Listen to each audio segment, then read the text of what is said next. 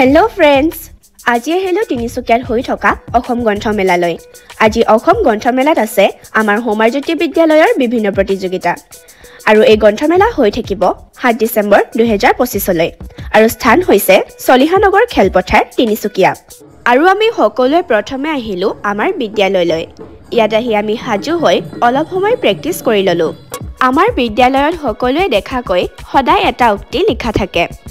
জুবিন গাৰ্গে কোৱা আজিৰ উক্তিটো চাওকচোন। বিদ্যালয়ৰ পৰা আহি সকলোৱে পালোহি।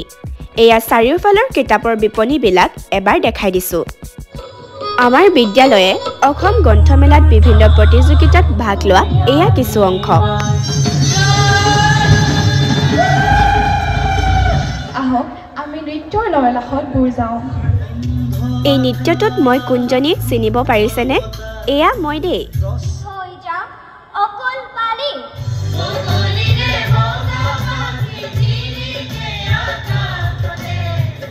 শেষত গ্ৰন্থমেলালৈ আহি কিতাপ এখন নিনিয়াকৈ জানো যাব পাৰি? আপুনিও আহিলে কিতাপ এখন হ'লেও কিনিব আৰু পঢ়িব দেই। মই ললো পিতৃ দৃষ্টিত জুবিন।